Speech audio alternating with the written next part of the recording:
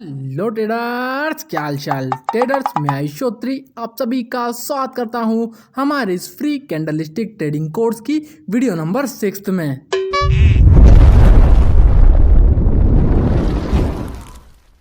तो ट्रेडर हमेशा की तरह हमारी ये वीडियो भी बहुत ही ज़्यादा इन्फॉर्मेटिव होने वाली है, क्योंकि ट्रेडर हमारी आज की इस वीडियो में हम सीखेंगे कि आखिर इंगल्फिन कैंडल क्या होती है। ट्रेडर आप लोगों ने सीखा ही होगा कि इसने इंगल्फिन कैंडल बन गई, बुलिश इंगल्फिन, बियरिश इंगल्फिन। तो ट्रेडर आज हम समझने वाले हैं कि इंगल्फिन कैंडल में ये इंगल्फ का मतलब क्या होता है। चलिए तो ट्रेडर फिर शुरू करते हैं। तो ट्रेडर हमारी परंपरा के अनुसार हम सबसे पहले एग्जाम्पल के थ्रू आपको एक्सप्लेन करेंगे कि इंगल्फिन कैंडल क्या होती है। ट्रेडर सबसे पहले आप याद करिए कि जब आप छोटे बच्चे थे, आप स्कूल जाते थे, तो स्कूल में सबसे पहले जब प्रेयर होती थी तो यहाँ पर क्या होता था कि जो सबसे बड़ा बच्चा रहता था, जब जिसकी हाइट सबसे ज़्यादा है, वो सबसे पीछे खड़ा होता था। पर यहाँ पर ऐसा नहीं हुआ।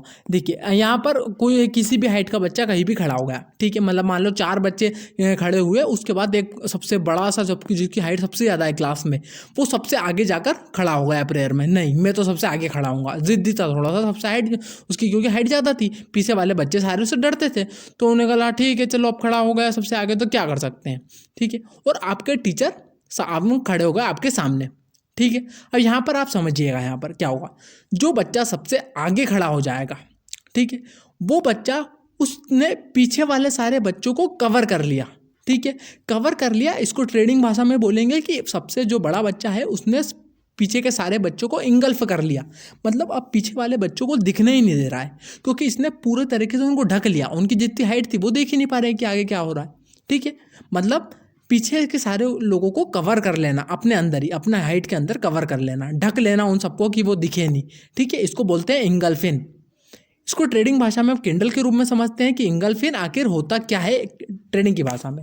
ट्रेडर यहाँ पर हमने एक बना दी है इंगल्फिन कैंडल, ठीक है। ये एक बुलिश इंगल्फिन कैंडल है। अब यहाँ पर समझिए यहाँ पर क्या हो, ये आप देखिए सेम वही पैटर्न। यहाँ पर जो पहले वाली जो कैंडल थी उसका हाई और लो को इस बड़ी वाली कैंडल ने इंगल्फ कर लिया, ठीक है। इंगल्फ मतलब कवर कर लिया, ढक लिया उस बड़ी सी कैंडल को। समझ रहे हो यहाँ पर क्या हुआ ट्रेडर। जो इंगल्फिन कैंडल की बड़ी वाली कैंडल रहेगी, जो सबसे बड़ी रहेगी, उसके जो छोटी सी जो ये जो वीक है, वो जितनी ज़्यादा छोटी होगी उतना ही अच्छा है। वो सब ऊपर वाली वीक छोटी होना चाहिए, और जो नीचे वाली वीक है वो यदि जितनी बड़ी होगी वो उतना ही बेनिफिशियल हमारे लिए काम करेगी, उतनी ही स्पीड के थ्रू ये हमको प्रॉफिट देके जाएगी, ठीक है। यहाँ पर देखिए आप, ये जो पहले वाली कैंडल थी उसकी बॉडी पूरी तरीके से कवर हो गई आगे वाली कैंडल में। पूरी तरीके से फर्स्ट वाली कैंडल ने रेड वाली कैंडल को इंगल्फ कर लिया। आप एग्जाम्पल को भी समझ गए, इसको भी समझ गए, ठीक है। अब यहाँ पर क्या करना है आपको, जो बड़ी वाली ग्रीन कैंडल है उसको मार्क कर लीजिए। अगले दिन यदि उसको ब्रेकआउट करता है, ठीक है, तो यहाँ पर क्लियर कट हमें अप ट्रेंड में टारगेट लेके चलना है, ठीक है ट्रेडर। पर ट्रेडर इन केस यदि ऐसा नहीं होता है, मार्केट अगले दिन जो है तो उसी कंसोलिडेट कर जाता है या फिर गैप डाउन ओपन हो जाता है, यदि मान लो ऐसी कंडीशन आ गई, और गैप डाउन होने के बाद फिर अगले दिन आके जो ये जो हमारी ग्रीन वाली कैंडल है इसका लो को यदि ब्रेक कर दिया, फिर ये यदि ऊपर की ओर निकलता है और फिर यदि हमारे हाई को ब्रेक करता है, तो ट्रेडर हमको इस एंट्री को अवॉइड करना है, ठीक है। हमको नहीं मतलब फिर यदि वो कहाँ जा रहा है, उसने तो हमारे लो को ही ब्रेक कर दिया ना, क्यों ले ऐसी जगह हम एंट्री जो हमको सम्मान नहीं दे रहा हमको, नहीं ऐसा नहीं करना है, ठीक है। हमको बस वेट करना है, एक दिन या दूसरे दिन यदि ये ब्रेकआउट करता है तो समझ लो बहुत ही बढ़िया बात हो गई हमारे लिए।